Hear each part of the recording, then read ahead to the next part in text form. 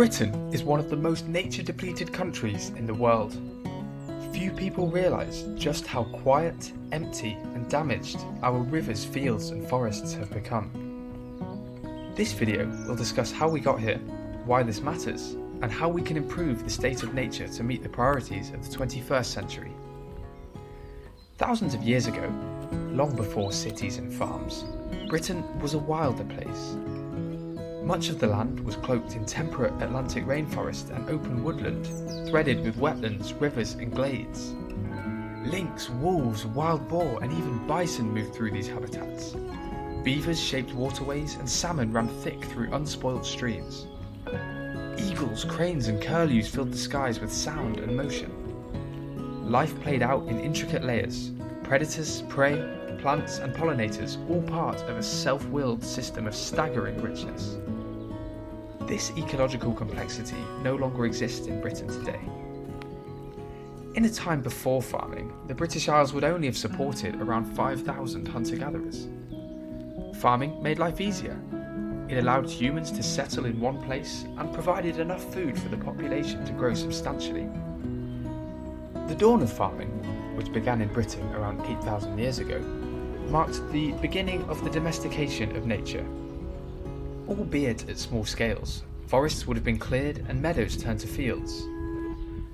By the Middle Ages, land became property and landscapes became estates. People sought complete control over nature. Wild animals were hunted for food and sport, and predators were heavily controlled to protect livestock. The last wolf in Britain was likely killed in the 15th century. This coincided with the expansion of the wool trade in Britain, which brought huge incentives to enclose land and turn it into sheep pasture. The wool trade brought enormous wealth to many areas, from the Cotswolds with its grand wool churches, to the towns of Yorkshire, which became centres of the cloth trade. But the increase in sheep across the countryside has had significant ecological impacts. The enclosure of the commons turned shared landscapes into private property, pushing many rural people into crowded towns and intensifying pressure on the land. Private land ownership gave individuals the security to invest in their land, as they knew they would keep the benefits of their investment. This led to better drainage, new farming techniques and more productive fields. But at the same time, hedgerows, wetlands, fens and wild margins were often lost, habitats that supported birds, insects and small mammals. Productivity became the primary goal. Nature, in many places, became collateral damage. During the Industrial Revolution, Britain's urban populations grew rapidly, drawing people away from the land and into expanding cities, factories and coalfields. As they left, they abandoned not just rural homes, but a deep seasonal relationship with the soil, with the rhythms of planting, harvesting and resting. These were replaced by the rhythms of the clock, the machine, the market. Food, once grown nearby or gathered from common land, began to travel through railways and warehouses. The countryside became a site of extraction, not belonging, a place that increasingly prioritised yield above all else. At the start of the Second World War, the UK produced just over 30% of the food it consumed. Due to the U-boat threat, there was a mass conversion of scrubland and marginal land to farmland as part of the Dig for Victory campaign. By the end of the war, 75% of the food Britain consumed was produced at home. Up until this time, it was essentially true that to produce more food, it was necessary to cultivate more land. By the end of the war, most of the world's decent farmland was already in use. However, the global population was anticipated to go from 2.5 billion people to 9 billion people in the space of a century. With very little decent agricultural land left to cultivate, mass starvation looked inevitable. The Green Revolution staved off this catastrophe. Scientists such as Norman Borlaug created improved high-yielding crop varieties, synthetic fertilizers and pesticides, and further mechanized agriculture. These innovations saved billions of lives. However, these revolutionary solutions also created new problems. Heavy use of synthetic fertilizers and pesticides have been highly damaging to nature. As wheat yields in the UK doubled from 1970 to today, the number of farmland birds decreased by 54%. Meat has gone from being an occasional luxury to a daily staple. That shift has been made possible by the intensification of animal agriculture. A cow must eat 25 calories of feed to produce just 1 calorie of beef. But thanks to cheap grain and industrial farming, our food system can absorb that inefficiency. This abundance has come at a cost. Rising health issues, pressure on nature, and immense strain on the land.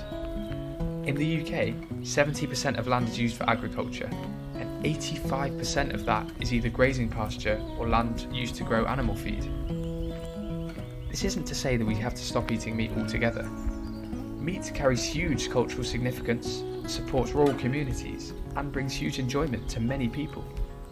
We must, however, be more mindful in how we consume meat. This is why historical perspective is important. Our baselines are shifting.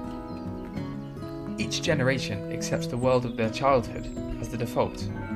The amount of birdsong in spring, the number of insects on a windscreen, the colour of a river.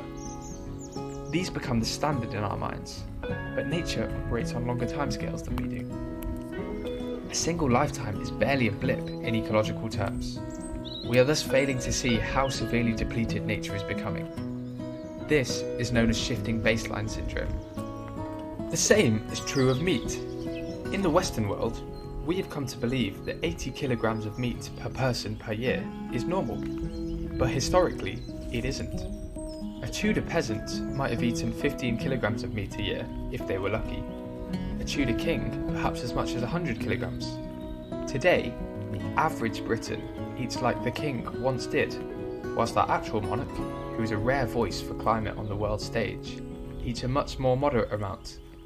Our appetites, like our landscapes, have changed beyond anything the past would recognise. For centuries, people have changed the land around them to meet the needs of their time, from felling oaks to build the ships that took the British to the New World, extracting the coal that fueled the Industrial Revolution, draining wetlands to increase the area and productivity of farmland, and hunting wild animals as sport for the aristocracy. Every one of these decisions can be viewed as rational in isolation. However, their cumulative effect has led to a severely depleted state of nature in Britain today. Now, we face two crises, the climate crisis and the biodiversity crisis. We know that without farmers, there is no food. But without nature, there are no farmers and no food. Without a stable climate with predictable rainfall, we cannot grow the food we need. Just as the pioneers of the Green Revolution rose to meet the challenges of their day, we must now rise to meet the challenges of ours. To restore nature, to support biodiversity, and to draw down carbon from the atmosphere and return it to the soil. We have to get this right. Click subscribe for more videos on the story of Britain's land, nature, farming, food, and future.